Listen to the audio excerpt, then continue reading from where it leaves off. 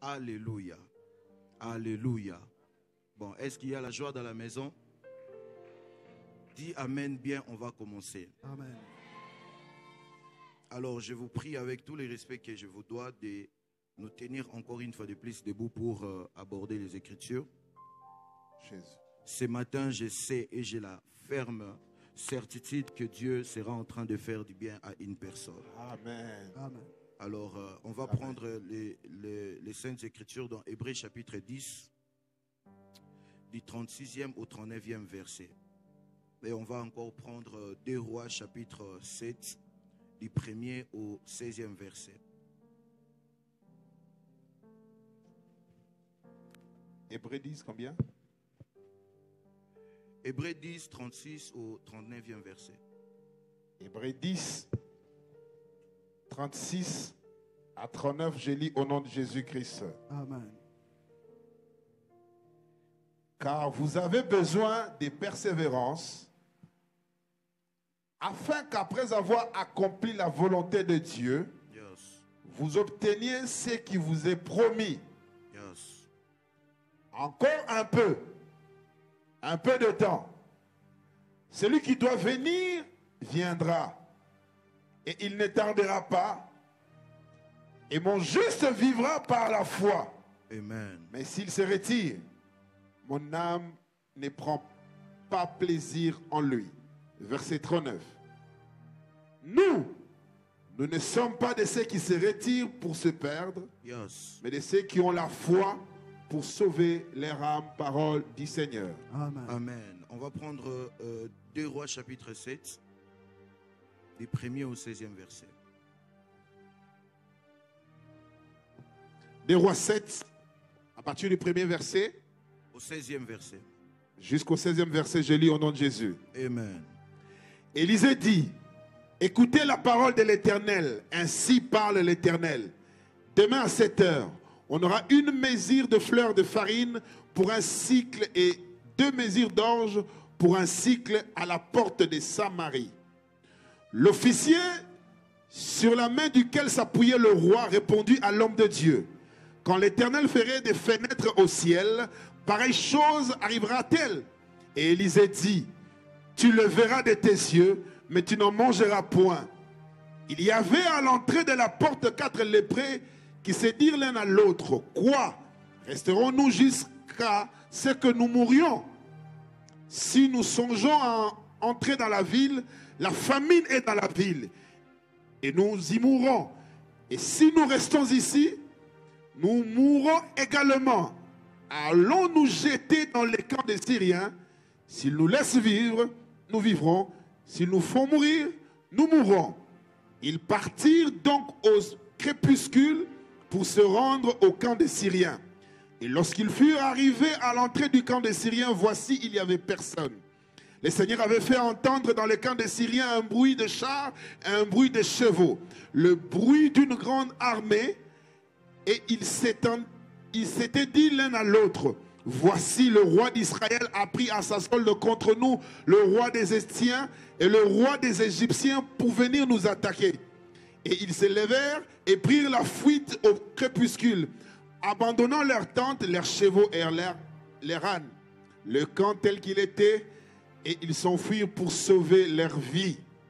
Les lépreux, étant arrivés à l'entrée du camp, pénétrèrent dans une tente, mangèrent et burent, et emportèrent de l'argent, de l'or et des vêtements qu'ils allaient cacher. Ils revinrent, pénétrèrent dans une autre tente. Ils emportèrent des objets qu'ils allaient cacher. Puis ils se dit l'un à l'autre, nous n'agissons pas bien. Cette journée est une journée de bonnes nouvelles. Si nous gardons le silence et si nous attendons jusqu'à la lumière du matin, le châtiment nous atteindra. Venez maintenant et allons informer la maison du roi. Ils partirent et ils appelèrent les gardes de la porte de la ville auxquels ils firent ces rapports. Nous sommes entrés dans les camps des Syriens et voici, il n'y a personne. On n'y entend aucune voix d'homme. Il n'y a que des chevaux attachés, des ânes attachés et les tentes comme elles étaient. Les gardes de la porte crièrent et transmirent ces rapports à l'intérieur de la maison du roi. Le roi s'éleva de nuit et dit à ses serviteurs, je vais vous communiquer ce que nous font les Syriens. Comme ils savent que nous sommes affamés, ils ont quitté les camps pour se cacher dans les champs et ils se sont dit, quand ils sortiront de la ville, nous les saisirons vivants et nous entrerons dans la ville. L'un des serviteurs du roi répondit, que l'on prenne 5 des chevaux qui restent encore dans la ville. Ils sont comme toute la multitude d'Israël qui est restée. Ils sont comme toute la multitude d'Israël qui dépérit. Et en voyant voir ce qui se passe, on prit 2 chars avec les chevaux et le roi envoya des messagers sur les traces de l'armée des Syriens en disant, allez et voyez. Ils allèrent après jusqu'au Jourdain. Et voici, toute la route était pleine de vêtements et des objets que les Syriens avaient jetés dans leur précipitation. Les messagers revinrent et le rapportèrent au roi. Le peuple sortit et pilla les camps des Syriens, et l'on eut une mesure de fleurs de farine pour un cycle et 2 mesures d'orge pour un cycle, selon la parole de l'Éternel. Le roi avait mis la garde de la porte à l'officier. Amen. Est-ce que quelqu'un peut acclamer pour la parole du Seigneur et reprendre nos places? Alléluia. Amen. Alléluia. Comme Amen. cela, ça a été annoncé par les affiches. Par la grâce de Dieu, ce matin, je viens avec un message. Un message qui va certainement nous bénir, qui va certainement nous faire du bien. Et le thème, c'est « Car vous avez besoin de persévérance ».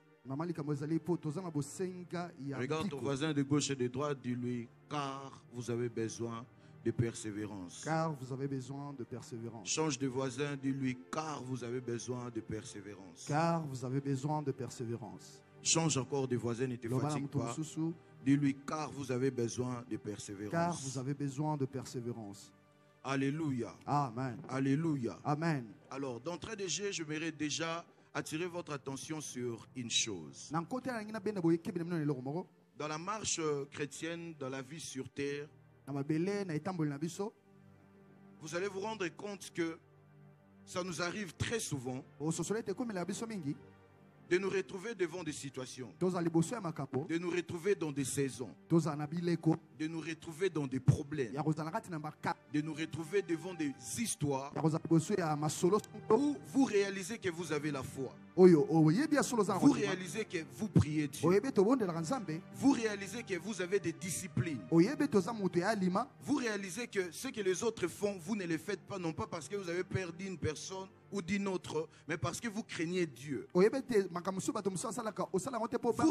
que vous avez consacré votre vie, votre temps, vos énergies à Dieu. Mais vous vous retrouvez dans des problèmes. Vous vous retrouvez dans des situations qui commencent même à devenir comme de l'opprobre. Qui peut même donner de l'eau aux gens, qui peut même mettre de l'eau dans la bouche aux gens pour dire qu'ils prient Dieu, ils craignent Dieu, mais pourquoi sa vie ne ressemble à rien? Et très souvent, ce qui est choquant, c'est que les personnes qui font ça, ou bien les personnes qui se mettent à nous attaquer ou bien à jeter des paroles méchantes sur nous, ce sont très souvent des personnes auprès de qui on pensait ou bien on comptait s'apaisantir au cas où un jour ça n'allait pas. Ce sont des endroits où tu pensais que ça pouvait être ton lieu de refuge. Ce sont des endroits où bien des personnes dont tu te disais, je mets ma main à couper si j'ai un problème, il va s'engager, il va être là pour moi. Et bizarrement, lorsque vous êtes dans cette saison-là, même Dieu lui-même est silencieux envers vous. Même Dieu lui-même ne vous adresse plus même une parole.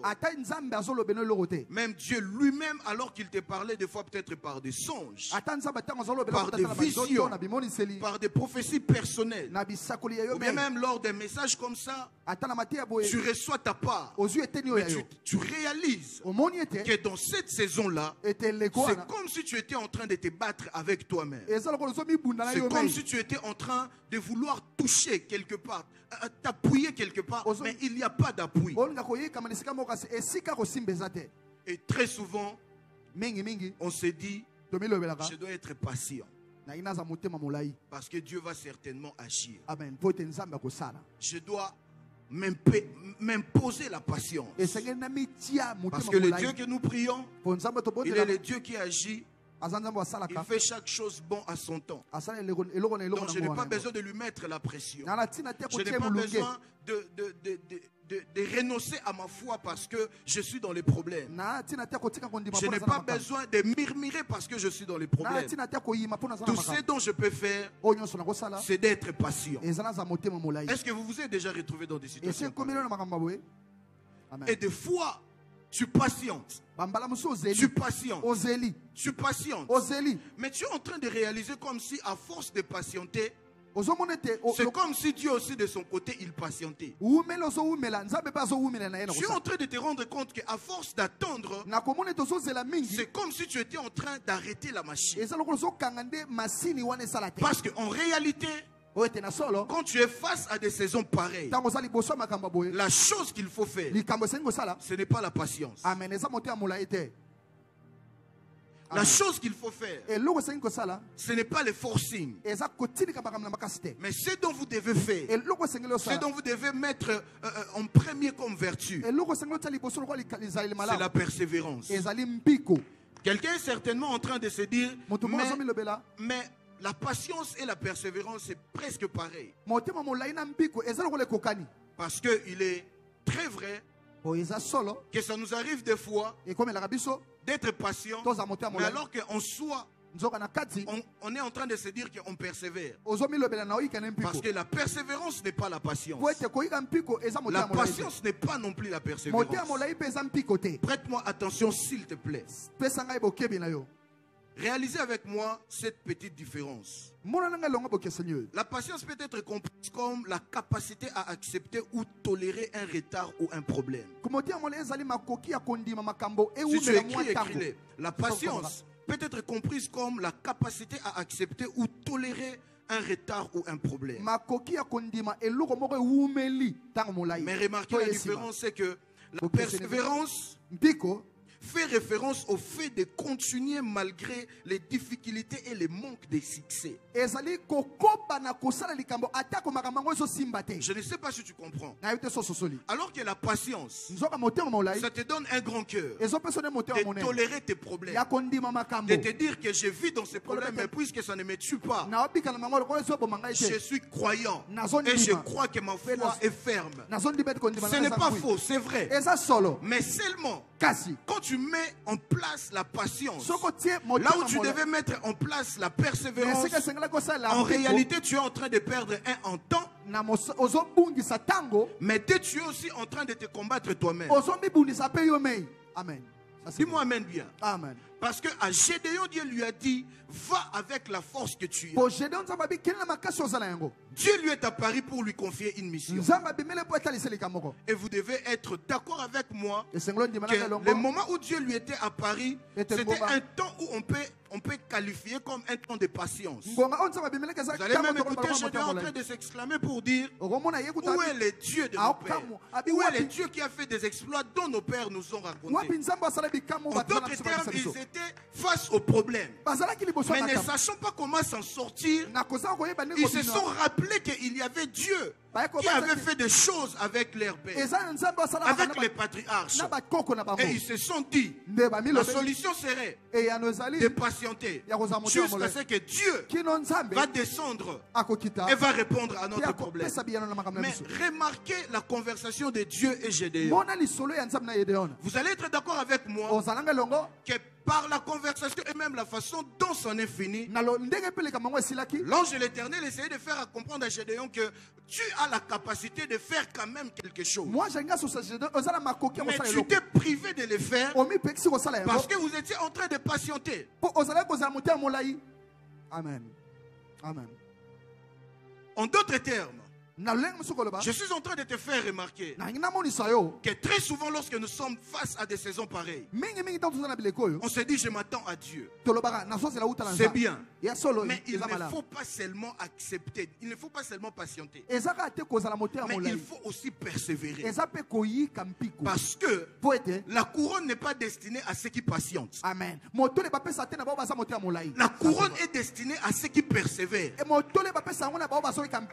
tu vas comprendre après. La couronne n'est pas destinée à ceux qui patientent. Mais la couronne est destinée à ceux qui persévèrent. En d'autres termes, lorsque tu acceptes, tu es face à une situation, tu ne veux pas persévérer, mais tu acceptes de patienter. Ce n'est pas à X ou à Y que tu es en train de faire du mal, mais c'est toi-même qui es en train de gâcher ton temps. Remarquez avec moi une chose. La Bible nous relate l'histoire d'Ésaü et de Jacob.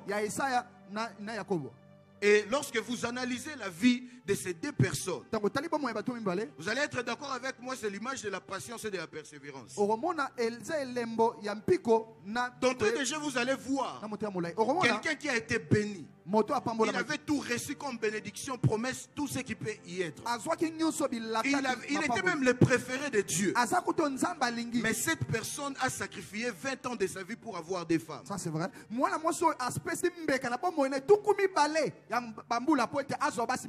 Et après, si Dieu n'était pas favorable envers lui, d'après ses propos à lui-même, lorsqu'il s'est séparé avec son beau-père, il serait sorti de la maison de son beau-père sans richesse, sans quelque chose. En d'autres termes, s'il est arrivé à sortir avec quelque chose, c'est parce que les dieux de ses pères, la bénédiction qu'il aurait reçue auprès de son père, Dieu s'est souvenu de lui. Et Dieu lui a donné une stratégie à la dernière minute pour pouvoir s'en sortir au moins avec une richesse. Mais regardez d'un autre côté, il y a Esaïe. C'est Esaïe que moi j'appelle la persévérance. C'est un enfant qui par erreur il a vendu son droit de naissance. Et qui par erreur il a raté la bénédiction du Père. Si cela n'est pas suffisant, sachez alors qu'entre lui et son frère, c'est son frère qui était le préféré de Dieu. Si c'était un Congolais, tu allais être en train de t'exclamer pour dire que moi je n'ai pas de chance de réussir. Parce que le droit de naissance j'ai raté. La bénédiction, j'ai raté. Et j'apprends encore que Dieu a dit, j'ai aimé Jacob. Avance prophète. Mais regardons un peu 20 ans après. Vous allez vous rendre compte. C'est lui qui avait reçu la bénédiction pour que ses frères s'inclinent devant lui. C'est lui qui va s'incliner devant celui qui avait raté toutes ces choses. C'est quoi? C'est le fruit de la persévérance. Ça veut dire qu'il s'est retrouvé que quand tu es un aîné, tu as le droit de naître. Moi, j'en ai pas. Par erreur, je l'ai vendu. Je dois recevoir la bénédiction auprès du Père. Par erreur, par mégarde, je l'ai raté. Bon, si les hommes ne peuvent pas faire quelque chose pour moi, je tourne mes yeux alors vers Dieu. Mais vers les dieux que tu tournes les regards, tu apprends que Dieu, le Dieu en question, il préfère ton frère à ta place. Tu peux craquer et abandonner. Mais Esaü n'a pas abandonné. Il n'a pas non plus patienté. Mais il a persévéré. À telle enseigne, non seulement son frère s'est agenouillé devant lui, mais son frère revenait avec la richesse. Mais il lui a trouvé lui dans l'abondance. Ça c'est vrai, avance prophète. Quelqu'un qui n'a reçu aucune bénédiction. Droit de naissance, n'en parlons pas. Il n'est pas le préféré de Dieu. Mais à cause de la persévérance, il a pu réussir. Tu ne comprends pas. Quand tu vas quand tu vas là où il y a des grottes et de l'eau, très souvent là où il y a des rives, tu vas réaliser qu'il y a des trous dans des grottes. C'est comme si on avait amené des engins pour trouer. Et lorsque tu demandes les archéologues, ils vont te dire Ce n'est pas les machines qui ont fait ces trous. babe basala yango te. C'est de l'eau qui a troué les rocs. Mai nde etobola mabanga. Et tu vas te demander, ça se fait comment? Omituna esalama Comment ndenge est-ce que de l'eau, ndenge nini l'état mai liquide, mai peut défoncer et trouer l'état solide? ekoki kobuka eloko eza makasi C'est par la loi de la persévérance. ezali mobeko Aujourd'hui, ya ça vient, mpiko. ça tape. lelo ye Demain, abeti ça vient, ça tape. lobi ye Même abeti si ce n'est que 0, quelques centimètres ata qui tombent. eza eloko Mais mpenza ya à malonga force te de kasi persévérer, mpo na mpiko à force de toquer, mpo na mpiko à force kobeta de frapper, na mpiko na ye les kobeta rocs qui doit être très solide, libango esengelisa ça finit makasi par lâcher. La ekotika Bible même est en train de dire dans bible Matthieu, kutesoloba avance prophète frappez, on vous ouvrira. beta bafungola Vous savez pourquoi? Oui, pour Parce animer. que la première chose, lorsqu'on toque, c'est normal que l'on ouvre. po mbala liboso ntango babeti Mais eza quand malamu vous allez bafungola plus loin, ntango oke na vous allez mozindo voir Jésus dire omona yesu koloba que si même la personne ne veut pas ouvrir par sa propre volonté, ata mutu na posa nali kofungola te il va se sentir obligé d'ouvrir. Pourquoi? akotindika Parce que mafungo tu as poni tellement insisté. obeti Et ça mingi te rend oyiki sa mpiko quiétude. Ah, je ne sais pas à qui je parle. avance prophète Hein, je ne sais pas à qui je parle. avance prophète Tu te retrouves devant des situations où ça ne marche pas. oza liboso makambo Où il n'y a ezosima te aucune personne qui est là pour toi. mutu moko tasala yo mpona Comprends yo qu'en cette saison, le mode que tu dois activer, makambo esengeli osala na eleko oyo c'est la persévérance. eza mpiko Dis-moi amen bien, j'avance. avance prophète Dis-moi le nom de ton problème, je te dirai c'est quoi les remèdes. nalingi Quoi que ça soit quand tu persévères. ata kozoyika mpiko Non, tu ne m'as pas attendu. Oh, ça, c'est le Quoi cas. que ça soit, à force de persévérer. atako yango elikamu nango nini koba na Il y a un koyika jeune mpiko homme vers 2015. esala elengi mobali moko Il était en train de se battre pour apprendre un instrument de la musique. alingi koyekola abeta esalelo moko ya mindule Et dans ses premiers pas, na ebandeli na ye tellement qu'il n'arrivait pas, lokola aza kokoka te tout le monde lui disait c'est fini, tu ne moto vas moko pas arriver. tika na yo tika okoka no te Mais ce jeune homme a persévéré. elengi mobali anayika mpiko Est-ce que je peux te dire une chose? nakoloba lelo Ce jeune homme a persévéré. elengi mobali anayiki mpiko Jusqu'à ce que là je parle. kino ngo nazoloba Il est soliste dans une grande église qu'on appelle la Porte des Cieux. azali mobeti Parce que lindanda alors na que je suis eklesia en train de prêcher, moto nazolobela j'étais entre une vision et ma prédication. nazalaki na kati ya emonisa avance Et dans la prophète vision, je suis en train de voir ses frères nazomona ndeko wana en train de se battre. Je Ah, parle ça, de Bouddha. 2015. nazolobela 2015 avance prophète Et à l'époque, on ne l'appelait pas par son nom que vous connaissez. na ntango wana Parce qu'alors que je prêchais, j'étais dans cette vision et je voyais, on l'appelait Obama Solo. bazobenge obama solo wapi yo Bon, dans cette église, il n'y a qu'un seul soliste. na eklesia oyo mobeti lindanda wana babengaka solo aka moko Frère, vers 2015, on ne t'appelait pas Obama Solo. ndeko telema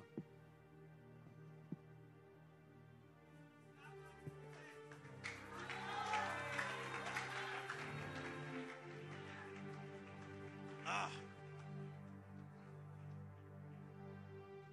En fait, la personne qui m'apprenait, son nom c'est Obama Solo. ah c'était la personne qui t'apprenait. Mais est-ce que vers 2015, il y avait des paroles négatives comme ça? bato bazoloba no Ça a maloba toujours été comme ça. Je suis né le 26 avril.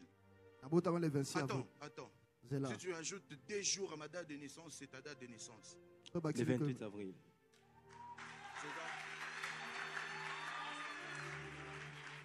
J'enseigne et puis je te reviens. Sois là. zala nakozongela o À force de Avance, en fait. persévérer.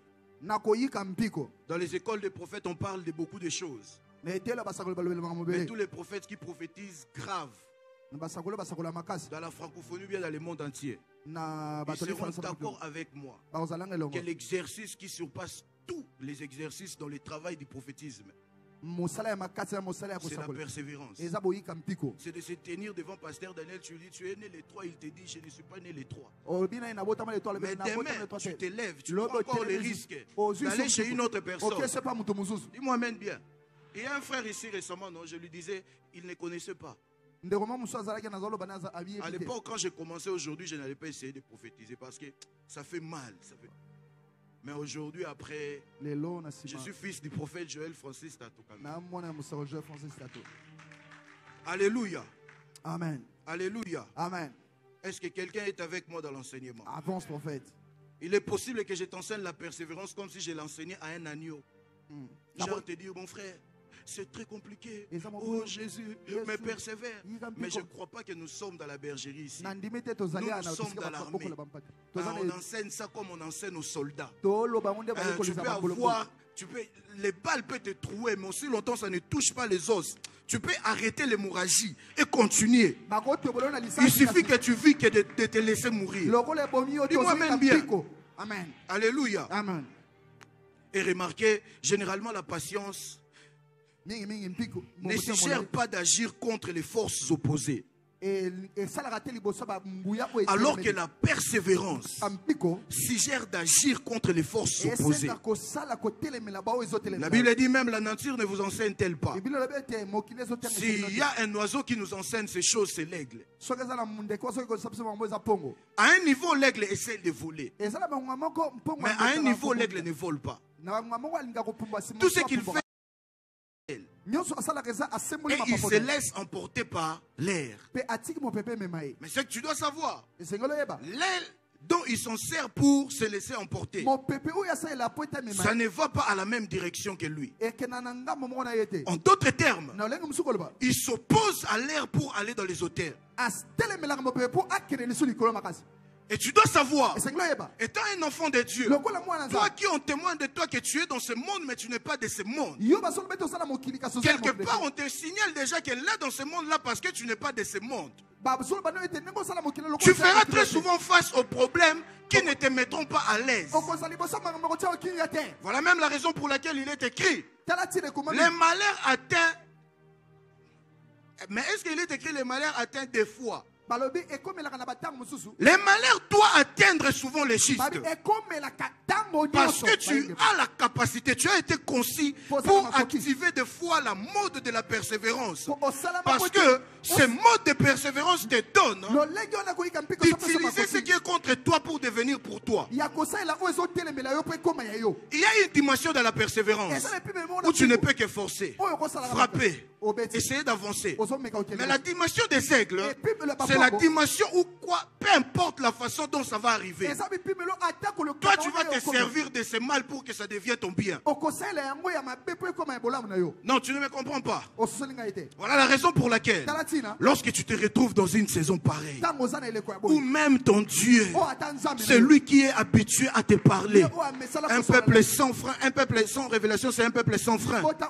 Il sait que tu ne peux pas avancer sans la révélation. Mais il y a de ces temps où même ce Dieu est silencieux. Il y a de ces temps où même les prophètes sont silencieux. Il y a de ces temps où même tes songes à toi-même te trahissent. Et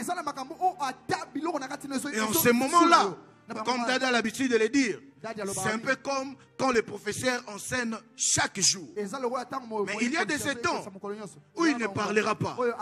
Parce que tu es face aux épreuves. Et il ne veut pas que les épreuves te tuent. Mais il veut voir comment tu vas t'en sortir pour savoir t'évaluer. Et maintenant, Dieu en parle. Dieu en parle. Là où nous venons de lire, il a dit ce qu'il vous faut, c'est la persévérance.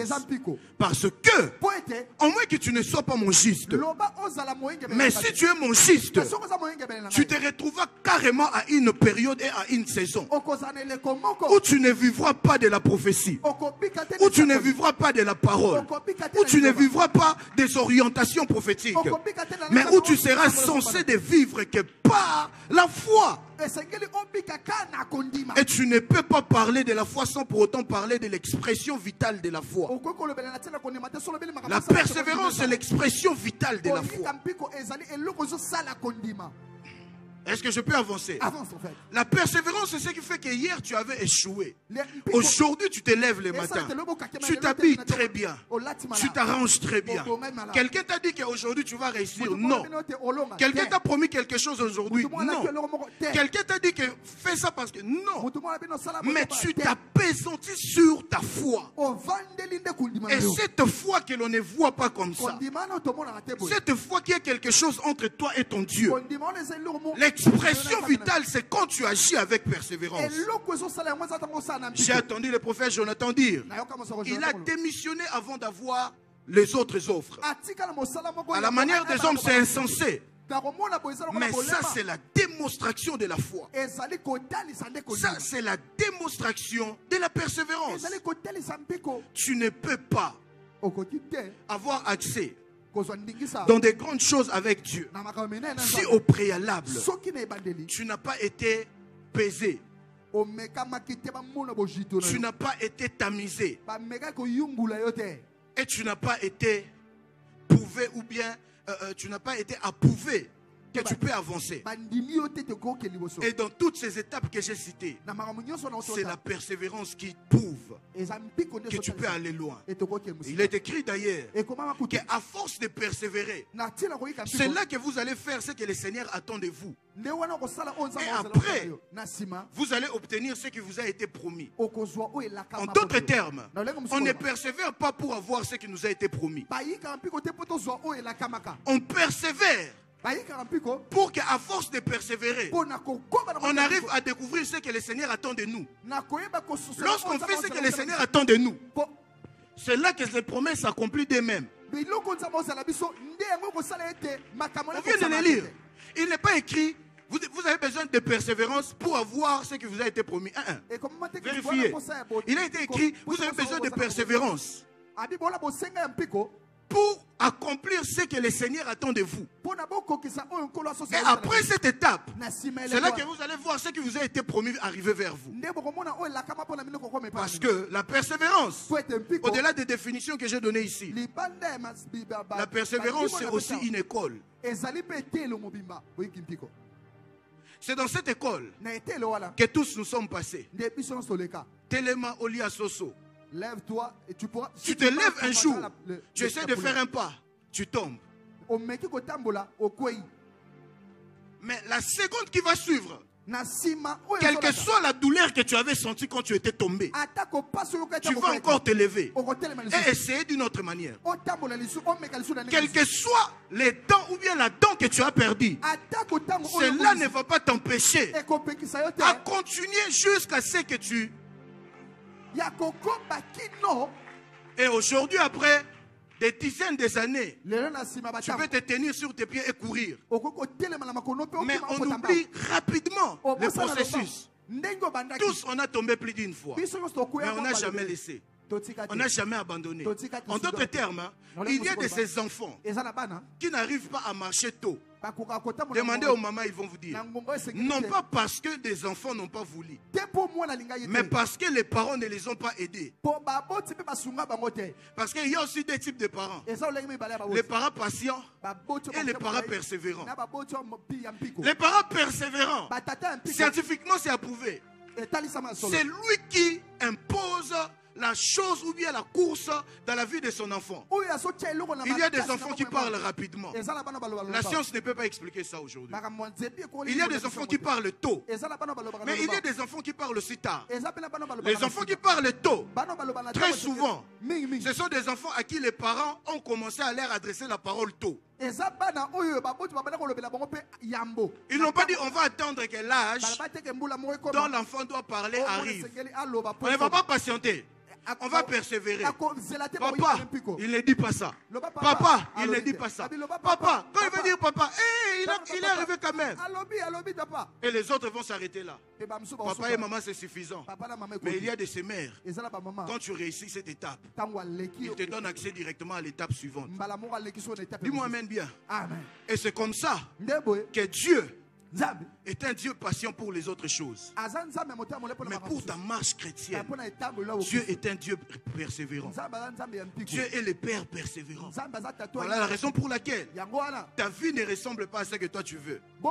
Ta vie ressemble à ce que Dieu veut. Et quand tu essayes d'analyser ta vie, tu vas réaliser que ta vie c'est comme la mathématique. Chaque jour qui passe, tu es en train de résoudre les équations. Parce qu'il y a un lieu où Dieu veut t'amener. Mais Dieu ne veut pas que tu sois patient. Dieu veut que tu sois persévérant. Tu échoues aujourd'hui. Demain, tu te dis, l'échec d'hier m'a appris quelque chose. Aujourd'hui, je vais aller autrement. L'échec d'aujourd'hui m'a appris quelque chose. Demain, j'irai autrement. Et tu réaliseras après que tu as gravi les étapes. Que si tu te disais d'abandonner, tu pourras abandonner. Voilà la raison pour laquelle, permettez-moi et tolérez-moi de le dire, la francophonie, il n'y a aucun pasteur de la francophonie qui peut se dire, j'ai tellement connu des combats et je dois abandonner. Parce que si la parole ne suffit pas, il y a un homme. On a vu connaître les combats. Et on l'a vu se relever. Et vous savez de qui je parle. Et quand tu entres dans la sagesse de Dieu, tu réalises aussi qu'il y a de ces combats que Dieu met devant toi. Non pas pour t'enrichir, non pas pour te donner des contacts, mais parce que Dieu veut développer en toi cette vertu dont la persévérance. Aujourd'hui, il y a des gens qui peuvent commencer des temps de prière parce qu'il a besoin de voir la main de Dieu à tel problème ou à tel autre problème. Une semaine, 2 semaines, 3 semaines. Pour lui, le problème est tellement minimisable que ça ne pouvait pas prendre autant de semaines. Donc, parce que ça a pris autant de semaines, ça veut dire donc qu'il ne prie pas bien ou bien ce n'est pas la prière qu'il faut. C'est ainsi qu'il y a beaucoup de dégâts dans la vie chrétienne de plusieurs gens. Son pasteur lui a dit telle chose, les résultats pour en avoir, le travail c'est de prier par exemple autant de mois. Et lui tellement il ne veut pas persévérer. Il veut aller rapidement. Comme dans les fast-food, tu viens, tu passes ta commande et puis on te donne. Ils ne veulent pas patienter. Alléluia. Amen. Alléluia. Amen. Est-ce que je peux avancer? Avance, prophète. Et pour revenir maintenant, pour commencer le message, nous venons de lire une histoire que plusieurs connaissent. Cette histoire de lépreux qui se tenait à la porte de la ville. Nous connaissons tous que le pays était en train de traverser une période de sécheresse. Et c'était une période durant laquelle il n'y avait pas à manger. C'était la sécheresse. Et le roi, sachant qu'il y a des voix de Dieu dans la ville, il y a la voix de Dieu dans la ville, il est allé consulter les prophètes. Et le prophète leur a dispensé la pensée de Dieu.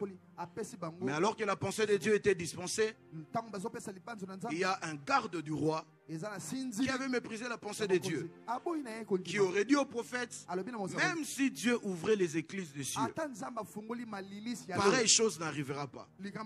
Parce que d'après lui, il a réalisé la grandeur de la chose. Et c'est dire que c'est demain le matin qu'on aura la solution. Il dit non, ça ne peut pas arriver. Et après ce tableau, la Bible nous montre un autre tableau. Et dans ce tableau, on retrouve 4 lépreux. Permettez-moi de vous renseigner sur les lépreux. Une fois tu es souffrant de la lèpre, tu es quelqu'un qui a perdu à 80% ta vie. Une fois tu es lépreux, tu es quelqu'un dont l'opprobre était attaché. Une fois tu es lépreux, tu es quelqu'un qui n'a plus d'essence. Une fois tu es lépreux, tu ne peux plus même rester ensemble avec les autres personnes dans la ville. Une fois tu es lépreux, même si tu as des millions, il t'est condamné et il t'est imposé d'avoir des habits déchirés. Parce que par ton accoutrement, même de loin, on doit savoir que tu es souffrant. Et le genre de la maladie que tu as, c'est le genre de la maladie qui très souvent, dans l'ancienne alliance, était les conséquences des frappes de Dieu. Et on ne pouvait pas s'approcher d'eux. En d'autres termes, les lépreux étaient des gens qui n'avaient plus de vie. Ils étaient placés hors du camp pour un seul objectif, d'attendre la mort. Est-ce que quelqu'un est avec moi? Amen. Ça veut dire que tu vis Tu as ton cerveau. Tu as des connaissances, la famille, les amis. Tes projets, peut-être tu en avais.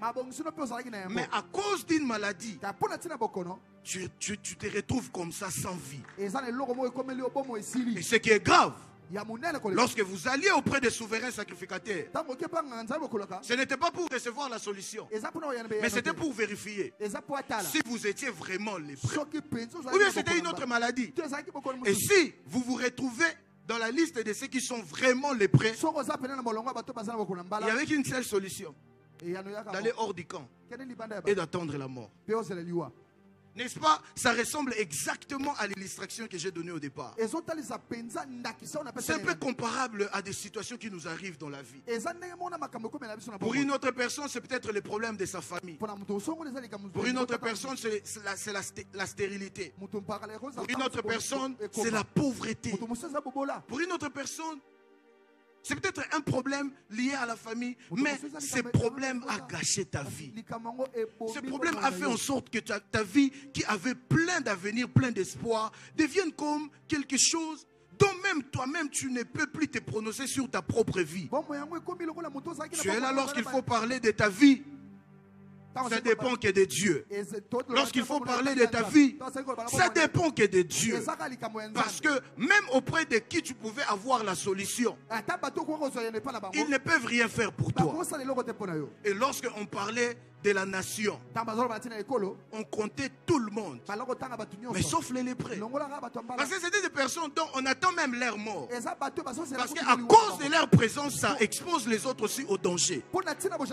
Non, tu ne comprends pas. Il y a de ces situations qui te positionnent dans des positions où tu deviens l'opprobre. Ce n'est pas que l'opprobre était attaché, mais toi-même, tu es devenu l'opprobre. Quand tu passes, c'est la honte qui est passée. Quand tu agis, même quand tu parles, on ne considère pas tes paroles. Non pas parce que tu l'as voulu, mais parce que la vie a décidé ainsi. Et lorsqu'on compte des gens dans la famille, tu n'es même pas dans cette liste. Lorsqu'on compte des femmes qui ont enfanté, tu n'es même pas dans cette liste. Lorsqu'il faut trouver des solutions dans la famille, quel que soit ton âge, on sait que tu n'as rien. On ne peut pas compter sur toi. Lorsqu'il faut agir, on ne pense même pas à toi. En d'autres termes, tes problèmes ont fait en sorte que dans la tête des gens, tu es considéré comme quelqu'un qui n'existe plus. Une question: est-ce qu'une personne pareille, quelque chose de précieux peut sortir de lui? On peut attendre tout de lui, mais tout ce qu'on peut attendre de lui, ce n'est que la nouvelle de sa mort. On peut attendre tout de lui, sauf la bonne nouvelle. Dis-moi amen bien. On peut penser à tout, mais sauf la bonne nouvelle. Et vous savez ce qui s'est passé? Lorsqu'un lépreux, quelle que soit son audace, il osait de quitter là où il était pour essayer d'entrer dans la ville. Si on ne lotait pas la vie, on allait le chicoter jusqu'à l'amener au bout de la mort. Non pas parce qu'on ne l'aime pas, mais parce qu'on a la conscience que lui ici, il nous met nous en danger. Frère, toi tu es peut-être bien, mais il y a des gens qui rigolent devant les gens, mais dans sa chambre il pleure. Il y a des gens qui rigolent avec tout le monde, mais dans la maison ils pleurent. Il y a des gens qui se sont condamnés à vivre qu'avec des gens autour d'eux, parce que s'il est seul, il sera face à sa vie et il va se faire du mal. Frère, quand toi tu vois ta vie, tu vois l'avenir. Mais il y a des gens, quand ils regardent sa vie, ils voient, il n'y a pas même de chemin par où passer. Et ça arrive des fois que tu demandes la mort.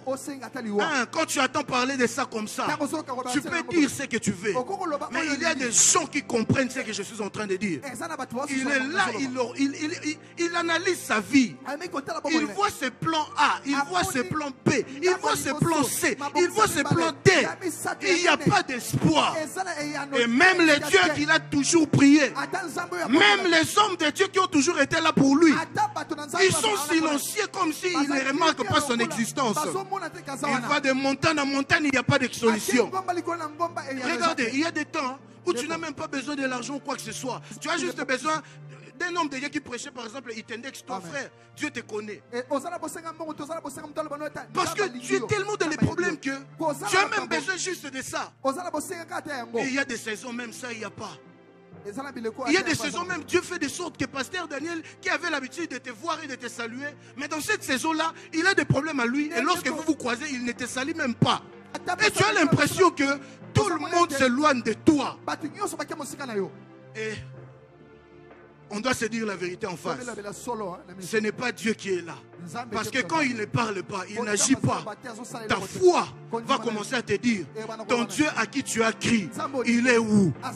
Lorsque vous voyez les gens chanter, Zambe Ozawapi, c'est parce qu'eux-mêmes, ils ont vécu des temps dans la vie où ils ont posé à Dieu cette question, finalement tu es où? Et ça peut vous choquer. Les gens qui vivent très souvent ces phénomènes, ce sont les gens qui vous prêchent avec le micro. Ils sont là, ils sont la bénédiction pour des gens. Ils sont les motels pour les gens. Et puis il n'y a pas plus pire que de vivre quelque chose de pas bien, mais de ne pas l'exposer parce que tu es le modèle et tu dois... Tu viens, tu prêches par exemple sur l'amour. Mais toi-même dans cette saison-là, tout ce que tu récoltes, c'est la haine. Tu viens, tu parles des gens de la richesse divine. Mais toi-même en cette saison-là, tu vis la pauvreté comme si Dieu ne te voit pas. Et il n'y a pas plus pire que de prier pour quelqu'un. Et il vient, il témoigne. Quand tu as prié, Dieu m'a donné $2000. Toi-même, $5, tu n'en as pas. Et à cause de l'éducation que tu as appris de ton père, tu ne te permets même pas de lui dire, maman, donne l'offrande. À Kinshasa, il y a des faux, oui, mais il y a aussi des vrais. Il y a des gens dont tu attendras son nom cité partout, mais tu n'attendras pas son nom être cité comme quoi il demande de l'argent aux gens. Tu n'attendras pas son nom être cité, il parle des gens malgré sa souffrance. Tout ce dont il lui reste, c'est la fin de sa vie. Je suis désolé de te dire, mais on a tous été dans des saisons pareilles où tu as tellement réfléchi, tu t'es tellement bâti que tout ce qui te reste, c'est d'avoir le courage de regarder ta situation en face et d'accepter que c'est fini. Ne pensez-vous pas que parmi ces lèpres, il y avait des parents? Ils étaient obligés d'abandonner le travail parce que la maladie leur imposait. La vie de ses enfants sacrifiée, sa vie à lui-même sacrifiée. Mais comme on dit, la loi est dire, c'est la loi. Et tu peux être trop chrétien comme tu veux. Tous, on a goûté à ça. Il y avait coronavirus ici. Il y a des gens qui même portaient des gants au final. Donc il ne faut pas se dire quand on dit ça que moi si j'étais à cette époque-là, connaissant mon cœur, je n'allais pas les laisser comme ça. J'allais être là. Non. Et croyez-moi, ça va vous choquer, mais je dois le dire. Il y a des fois, tu es prophète, tu regardes une personne, Dieu t'accorde de savoir ce qu'il vit. Et ton cœur d'humain te pousse à vouloir lui faire du bien. Dieu te dit tu ne le feras pas. Il doit vivre ça. Et tu es là chagriné. Mais c'est Dieu qui a dit tu ne fais pas, tu ne fais pas. Pourquoi? Parce que à celui qu'on donnera l'arme à feu de main, aujourd'hui, il doit souffrir à la formation. À celui qu'on donnera les volants des mains, aujourd'hui, il doit peiner à l'auto-école. À celui qu'on va confier l'avion de main, il doit peiner. Voilà la raison pour laquelle j'ouvre une parenthèse pour dire qui payent des prix actuellement pour aller dans des réunions et rentrer à pied. Tu sais, des fois quand tu vas dans une réunion où tu sens que Dieu t'a fait du bien, tu as semé et tu dois rentrer à pied par exemple. Ça pourrait me faire passer d'un fou, mais c'est la vérité que je te dis. Tu ne peux pas être toi-même celui qui a semé un sacrifice majeur et toi-même venir déterrer cette sémence. Ça veut dire, tu vas dans une réunion, Dieu t'a convaincu de tout s'aimer, de faire le pied jusque chez toi. Et en sortant, Tu vois le frère X avec sa voiture, c'est toi la première personne. Frère, tu peux me déposer. Tu as posé une sémence et tu as déterré ça toi-même. Nous, lorsqu'on allait à Mangengenge, il y avait la possibilité de prendre la moto pour te prendre de l'arrêt jusqu'au pied de Mangengenge. Mais nous, on se disait, fait ou bien les pour donc ça veut dire, cette douleur-là de faire les pieds, Dieu doit me voir que j'ai fait les pieds. Aujourd'hui, tout le monde veut faire comme tout le monde. Il s'aime un peu. Il est même capable d'aller demander. Je me permets de vous dire une chose que je n'ai jamais dit. Même Hadad lui-même, je ne lui ai jamais dit. Je ne sais plus si c'était en 2010 ou bien 13 ou bien 12. Mais à une période, pasteur Daniel, je souffrais à un point à 1000 francs. Je souffrais, je n'avais même pas 1000 francs. Mais ce n'est pas seulement l'argent. Tu peux être besoin d'une chose, malgré la chose dont tu as besoin, mais il y a des besoins qui priment aussi. Donc, en cette période-là, malgré mes soucis, mon plus grand désir était même 1 heure du temps de servir. Mais question spirituelle que donc pour que ce soit toi qui viens lui servir, tout le monde là doit être occupé. Alors que c'est à peu près impossible que plus de 500 personnes soient occupées pour une journée. Donc c'était compliqué. Donc malgré mes souffrances, mon rêve c'était de lui écrire et de me dire, fils, par exemple, sois là demain matin, on a des courses à faire. Et je l'écris le jour où j'ai mes petites sommes d'argent qui peuvent me permettre de me déplacer. Et des fois, il te lit, il ne te répond pas. Donc tu n'es pas la seule personne qui se plaît. Daddy me lit, mais il ne me répond pas. Même tout. Il me lit, il ne me répond pas. Et je me dis, je ne vais pas faire la patience. Je vais persévérer. S'il y a une personne qui a... Moi, j'ai pourri la vie de Daddy à une période, je ne vous ai pas. Et dans ma persévérance, que j'ai l'argent pour me déplacer, j'écrivais. Que je n'ai pas l'argent, j'écrivais. Mais ce qui est important, que j'écrive. Et un jour, j'écris. Et ce jour-là, l'homme de Dieu va répondre. Mais ça me trouve dans une situation extrêmement chaotique. Et il m'a dit, fils, viens demain avant 7 heures. La personne qui te dit viens avant 7 heures, il habite à ma campagne. Toi, tu habites à Tchao. Et tu n'as même pas l'argent sur toi. Donc ça veut dire, même si tu avais l'argent, tu engages tous les moyens de transport que tu peux engager. Ça pourrait arriver que tu arrives aussi un peu en retard. Mais maintenant, réalise que tu n'as pas aussi l'argent avec toi. Je vous épargne ce que je fais. Mais je me suis bâti et je suis arrivé au portail, je pense, à 7h05. 7h05. Et Maman Dani, voulant entrer comme ça, il y avait les chiens. Il m'a menacé ces chiens. Maintenant, je te dis, je suis venu chercher mon père spirituel. La personne que je connais ici, c'est seulement lui. Et c'est inconcevable que je lui écrive. Je suis au portail, les chiens me menacent. C'est impossible. Mais je vous dis ça pour vous faire remarquer que j'ai fait de mon mieux pour arriver à temps. Mais même les chiens m'ont combattu. Donc, je devais arriver avant 7h juste. Je suis là à 7h05. Donc, il y a une personne qui est venue, il a maîtrisé les chiens. Et quand je voyais Daddy comme ça, il se faisait presque 8h. Et il m'a demandé, ça va, ouais. Je t'avais dit de venir à quelle heure? Avant 7h. Il est quelle heure? Et tu regardes la montre, tu lui dis, il est 8h. D'accord, assieds-toi, attends-moi. Je suis resté là de 8h, je pense, si c'est à 15h. Mais la persévérance.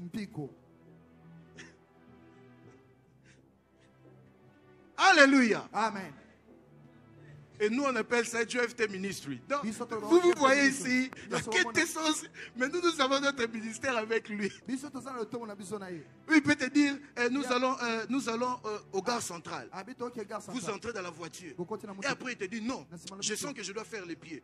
Yé moutoyele a osa la pied, toi tu vas rester dans sa voiture. Tu vas faire les pieds avec lui. okotambola naye makolo. Daddy. Baby daddy.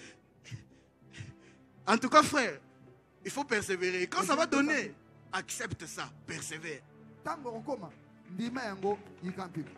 Je vous disais ça pour vous faire réaliser que, en tout cas, je me suis bâti. Nabundi. Et ces lépreux là, ils étaient là. Et ce qui fait mal, on la lit. La Bible dit qu'ils avaient la conscience et la maîtrise de leur situation. Donc ils savaient que si nous restons là, on va mourir. Mais si nous osons aussi aller dans l'autre cas, là c'est des infractions. Nous nous rendons d'abord dans un territoire qui n'est pas le nôtre. Lequel c'est ici, s'il vous plaît? Vous vous rendez dans un territoire qui n'est pas le nôtre. C'est déjà une infraction. Mais la deuxième des choses,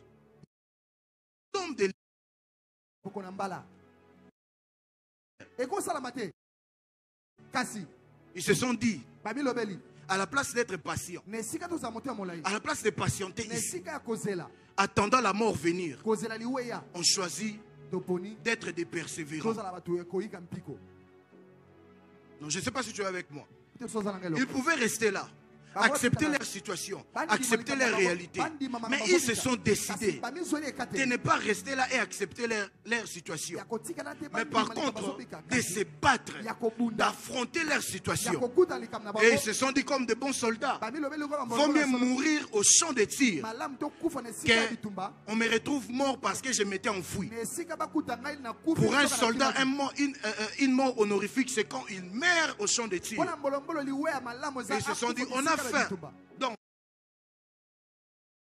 qu'à attendre ici. Et vous savez, ils sont entrés et ils n'ont trouvé personne. Dans toute une nation s'est mis en fuite parce qu'ils arrivaient.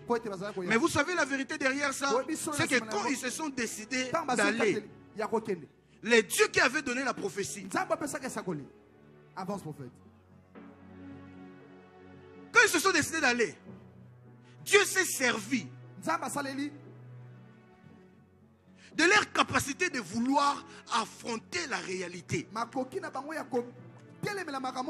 que c'est auprès de qui il ne pouvait pas sortir une bonne nouvelle, vienne une bonne nouvelle. La Bible dit, lorsqu'ils avançaient, Dieu a fait les surnaturels pour que les autres personnes aient l'impression que c'était des camps et des camps de l'armée qui venait pour les exterminer. Ils ont fui, ils sont partis. J'aimerais dire à une personne, au moment où tu es en train de patienter, sache que Dieu est également en train de patienter. Mais au moment où tu regardes la réalité de ta vie, et tu te dis que c'est vrai, que là où je suis en train d'aller, là je ne vais pas m'en sortir. Mais vaut mieux affronter ça que d'attendre. C'est à la seconde où tu commences à faire le premier pas, que Dieu aussi de son côté fait le premier pas. C'est quand tu fais le deuxième pas, Dieu aussi à son côté fait le troisième pas. Et tu vas réaliser que tu arrives là où tu pensais en arrivant, tu vas mourir. Mais une fois arrivé, tu réalises que c'était le début de ta vie. Je prophétise et je déclare sur la vie d'une personne. Je ne sais pas ce que tu vis en cette saison. Je ne sais pas à quoi ressemble ta vie en cette saison. Mais je t'apporte la bonne nouvelle. C'est qu'au moment où tu te décides d'affronter ton problème, c'est à ce moment-là que le Dieu de ce problème se lève aussi pour, oh mon Dieu, mon roi. Je décrète et déclare, donne-moi le nom de ton problème. Et moi je te donne le contraire de ce problème. À ce problème je te donne la solution. Oh mon Dieu, mon roi. Alors que tu te lèves pour avancer, le Dieu de ce problème se lève aussi pour avancer. Tu me dis amen, bien j'avance. Laisse que les personnes qui s'aiment, cette parole s'attache à leur vie au nom de Jésus. Et la Bible est en train de dire une chose. Ils sont entrés dans la première maison. Ils ont trouvé de l'or, de l'argent. Ils sont allés dans une autre maison. Ils ont trouvé la nourriture. Ils ont mangé. À un moment, ils se sont rappelés que d'où nous venons, d'où on était inutile, d'où la vie était achevée. Ils ont des problèmes. La nouvelle qu'ils attendaient de nous, c'était une mauvaise nouvelle. Mais là où nous sommes venus, c'est qu'on a découvert, pour eux, c'est une bonne nouvelle. Laisse-moi dire à une personne, aucune personne ne pouvait croire que de Bethléem allait sortir quelque chose. Mais de Bethléem est sorti une personne qui nous a sauvés aujourd'hui. J'aimerais parler sur ta vie. Alors qu'ils attendaient que de mauvaises nouvelles venant de toi, ils seront surpris. Oh mon Dieu, je ne sais pas à qui je parle. Ils seront surpris que Dieu passera de toi pour apporter cette bonne nouvelle. C'est que j'aime, de la même façon dont c'était tout le monde qui connaissait que c'était des lèpres, de la même façon dont c'était tout le monde qui connaissait que c'était et qui avait amené. On ne connaissait pas leur nom, mais c'était leur identité. Les 4 lépreux qui sont à l'entrée de la ville. J'aimerais dire à une personne, la chose qui a fait que tu te sois attaché l'opprobre, la chose qui a fait que ta vie devienne l'opprobre, le nombre de personnes qui ont connu ton opprobre en cette saison, à cause de cette mode de persévérance activée, ces mêmes choses deviendra la chose qui fera ton bonheur, deviendra la chose qui fera ton honneur, deviendra la chose qui va t'honorifier devant les gens. Je ne sais pas à qui je parle. Si c'est à toi que je parle, dis-moi amen. Assez toi, je te dis une chose. Les gens qui étaient là les vendredis vont comprendre ce que je suis sur le point de dire. Lorsque nous avons fait la lecture, ces 4 lépreux, ils n'ont pas agi la journée.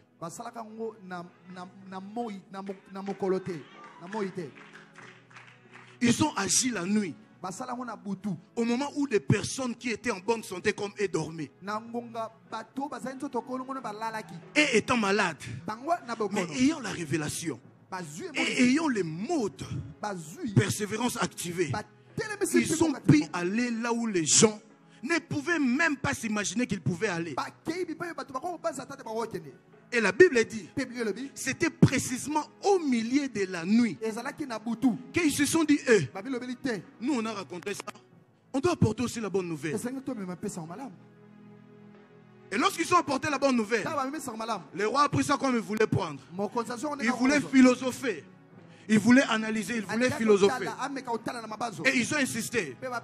Le roi, comme une personne prudente, il a dit on va aller, mais avec toute la prudence qui est possible. Parce que ça peut être un plan, que l'on entre et qu'il vient nous achever. Allons-y, mais avec la prudence. Tu sais pourquoi? Parce que la nuit, tout le monde est prudent. Alors que le roi avec les gardes avait peur. Mais il y a des hommes qui étaient considérés comme des personnes inutiles, qui n'ont pas eu peur, qui sont entrés. Et ils ont amené la bonne nouvelle. Et cette bonne nouvelle, ils l'ont amenée la nuit.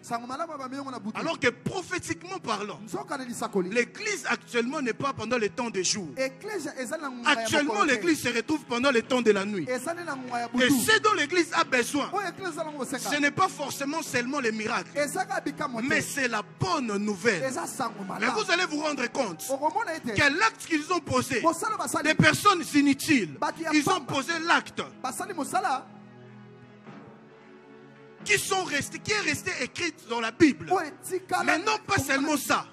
Ils ont posé l'acte qui a fait de sorte que même si leurs nez ne sont pas connus, l'église corps du Christ, presque à chaque saison, ils seront en train de prêcher ces gens. Vous savez pourquoi? Parce qu'au temps de la nuit, le ciel a envoyé 4 choses. L'ensemble de ces 4 choses, c'est ce que nous appelons la bonne nouvelle. Il n'y a pas 5 évangiles. Et puis, dans ta Bible, il n'y a pas 5 évangélistes. Donc, ils pensaient qu'ils étaient en train d'agir pour leur famille. Mais Dieu se servait de ce qu'ils ont fait pour enseigner l'église au temps de la fin. qu'il a envoyé l'évangile pour rassasier le pays qui était désespéré. Le monde était désespéré. Nous sommes au temps de la nuit. Ce que Dieu a envoyé, c'est les 4 évangiles. Voilà la raison pour laquelle Jean a parlé de ce qu'il avait dit autrement. Matthieu a parlé de ce qu'il avait vu autrement. Parce qu'ils étaient aussi au nombre de 4. Chacun avait vu ce qu'il avait vu. Chacun avait son niveau de titre. Et chacun avait la façon dont il l'avait expliqué. Mais tout ce qui est important, c'est que c'était la bonne nouvelle qui a été annoncée.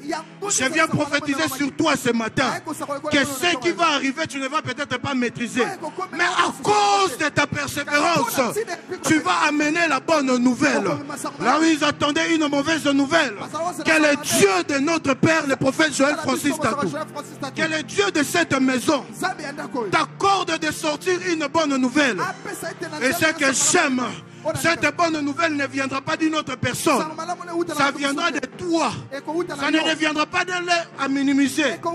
Ça viendra d'un lien très considérable. Oh mon Dieu, mon roi. Il ne pouvait pas s'attendre. Il ne pouvait pas s'attendre que seulement 4 lépreux, ils peuvent avoir la capacité de faire fuir toute une ville. Et lorsque tu demandes à ces 4 lépreux, ils vont te dire, en réalité, nous, on n'a rien fait. Nous, on n'a que vu comment est-ce que cette personne rendait ministère sur terre.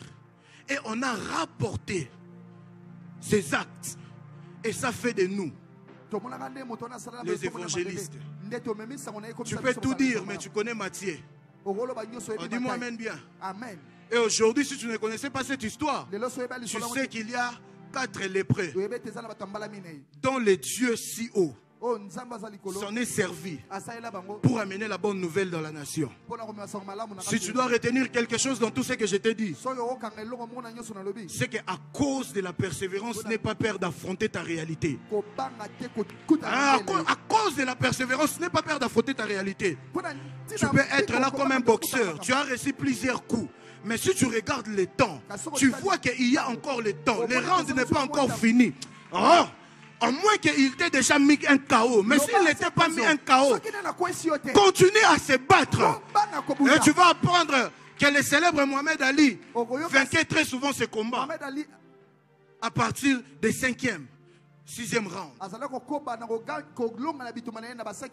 Si Dieu t'a laissé la vie, comprends que cette vie, c'est pour que tu persévères et que tu continues. Notre Père dit rien n'est fini tant que tu n'as pas encore fini. Donc pour arrêter, il faut finir. Si tu n'as pas encore fini, tu n'arrêtes pas. Regarde ton voisin, dis-lui, si tu n'as pas encore fini, tu n'arrêtes pas. Si tu n'as pas encore fini, tu n'arrêtes pas. Change de voisin, si tu n'as pas encore fini, tu n'arrêtes pas. Si tu n'es pas encore fini, tu n'arrêtes pas. Parce que le Dieu que je viens te prêcher ce matin, c'est le Dieu qui accorde la miséricorde. Mais que cette miséricorde doit te trouver en mouvement. Ceux qui conduisent, ils savent.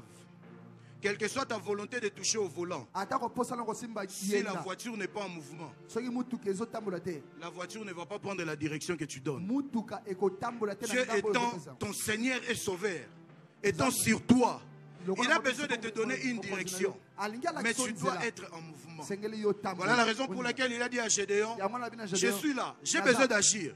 Mais toi, commence d'abord. Va d'abord avec ce que tu as. Ce matin, j'ai dit à quelqu'un, je ne sais pas ton problème, mais parce que tu es vivant, parce que tu es vivante, et surtout que Dieu t'a accordé d'écouter ces messages, c'est un grand signe qu'elle continue à faire face à tes problèmes.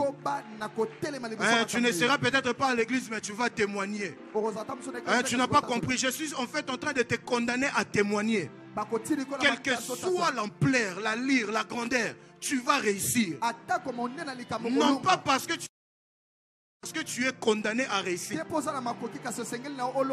Tu me dis amen, ça commence avec toi. Amen.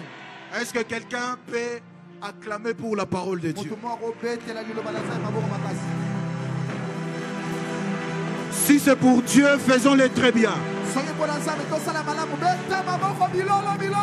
Si c'est pour Dieu que nous le faisons, faisons-le très bien.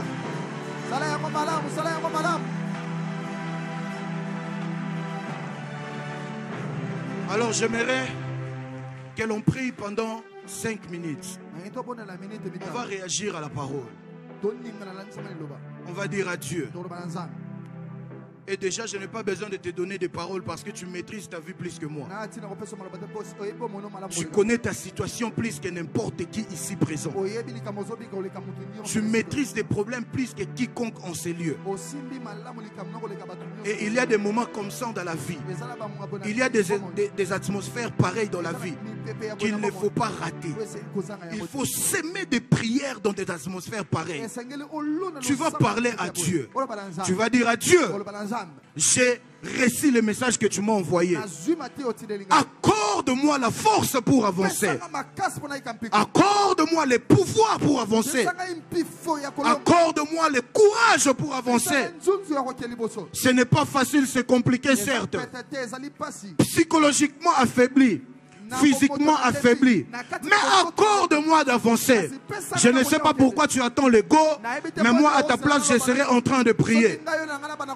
Je serai en train de prier en ce dimanche. Shalabayabaga.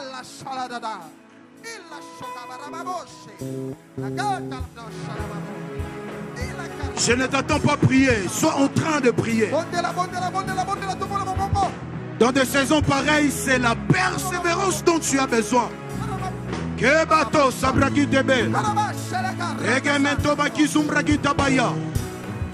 Eh, shakataba la baya baga. Sobrakataba baga. Et pas la manama subragita. Rotomo sopa la balabaga. Et les mantuma la bashaki. Balou sumbragita malabakite. Eka bakande bekebeso. Ela diba shabala baga. Imana ma sumbragada bagaso. Ebekebekebe sumbragita balabaga. Shabala balabaga. 60 secondes, sois en train de prier. S'attire ce lien en prière. Shagabalaba. Peladou manima sopa. La prière que tu es en train de faire, ce n'est pas collectif. C'est une prière personnelle. Et sous tes mekemelebeka. Nakia makiso, palada mashaki. Et la baka suba.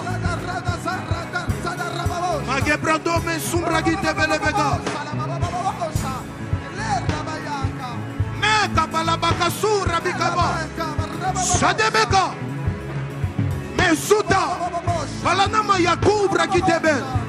Sote ple de gesso. Magele me sumbragi.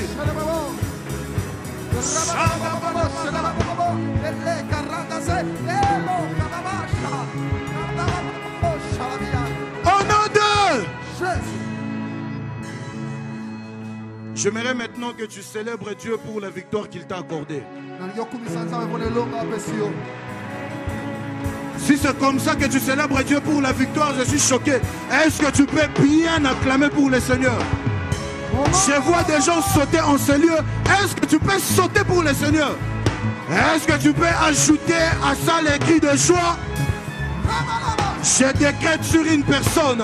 De la même façon dont tu es en train de célébrer ta victoire, cette victoire est en train de prendre place dans ta vie au nom de Jésus. De la même façon dont tu es en train d'acclamer, autant les gens seront aussi en train d'acclamer pour toi au nom de Jésus. Oh mon Dieu, mon roi, je ne sais pas à qui je parle ce matin. Mais si c'est à toi que je parle, crie: Hey Yahweh! Si c'est à toi que je parle ce matin, viens mettre ma fire. Regarde ton voisin, dis-lui: je persévère désormais. Je persévère désormais. Non, change de voisin, fais-le avec conviction. Je persévère. Je persévère désormais. Alléluia. Alléluia. Est-ce que quelqu'un a été visité? Je n'ai pas le temps, mais j'ai commencé un message, je l'ai fini. Amen. Alléluia. Mon frère, j'étais en train de te parler.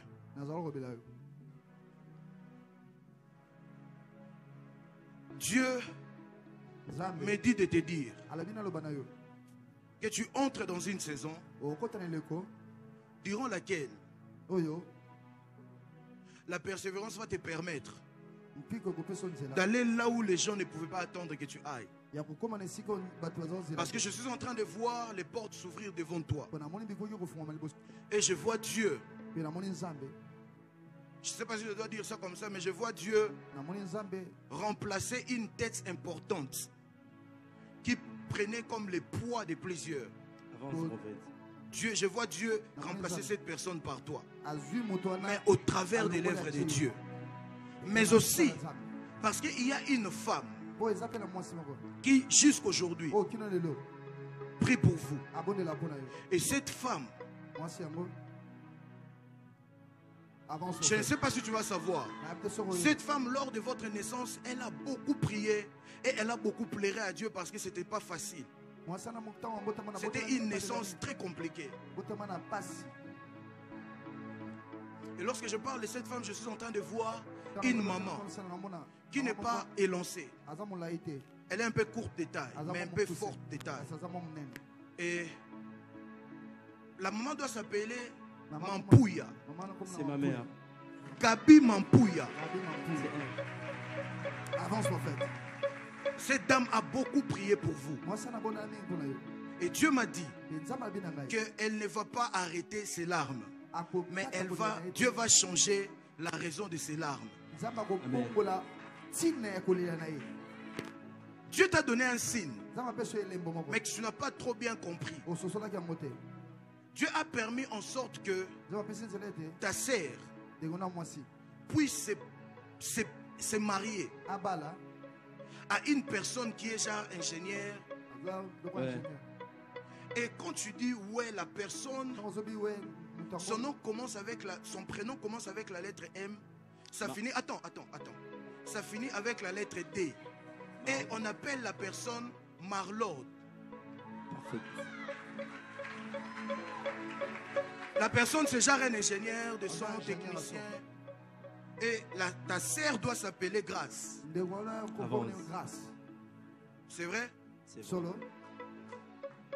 Et Dieu me dit de vous dire que l'arrivée de cet homme dans la famille, c'était un signe pour toi qu'il allait te propulser.